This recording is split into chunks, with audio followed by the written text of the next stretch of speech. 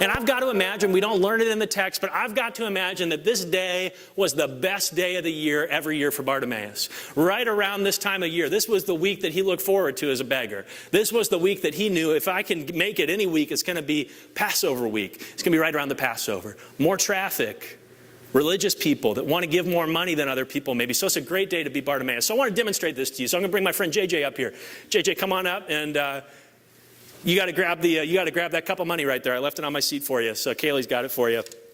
I just want to try to show this to you because I think if I can give you a visual, it's going to help you a lot. So I'm Bartimaeus, all right, and I got my beggar's cloak.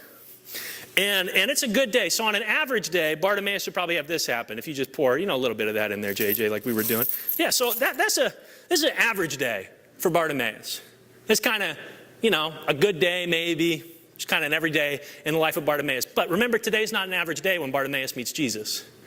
It's Passover season, right? It's Passover.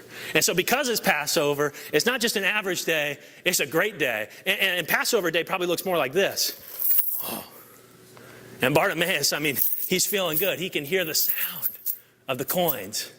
He can hear the sound of the jangling. Thanks for helping out, buddy. You can go back. Thanks, buddy. And give a hand for JJ, can we? Thanks, JJ. And so it's Passover, and Bartimaeus is doing good. He's doing good. Listen for that. He's doing good. And here's the detail in the text that jumped out to me. Mark 10:50, it says this. It says, when Bartimaeus heard that Jesus was calling him, he throws off his cloak. I'm going to give you a picture of this. Don't be too scared. Bartimaeus, he's a blind man. He knows that he's doing good. He knows he's got a lot of money in that cloak. It's the best day of the year. But then Jesus says, Bartimaeus, come. And Bartimaeus goes like this. And I open my eyes. But Bartimaeus runs. And he runs away from his cloak. Runs away from his cloak. He just leaves it behind in the dust, leaves behind the best day of the year. And he sprints toward Jesus. As I was studying the text this week, that image just jumped out at me.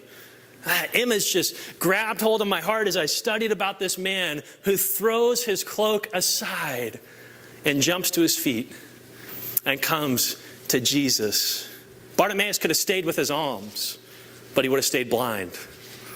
Come on, church, I want you to think about that one. Bartimaeus could have stayed with his cloak, could have stayed with the comfortable security of having the best day of the year, but he would have stayed blind. Could have stayed with his alms, but he would have stayed blind. I believe that this is one of the biggest things that keeps us back from fully experiencing Jesus, is that we're unwilling to forsake lesser treasure to receive Jesus as the greatest treasure.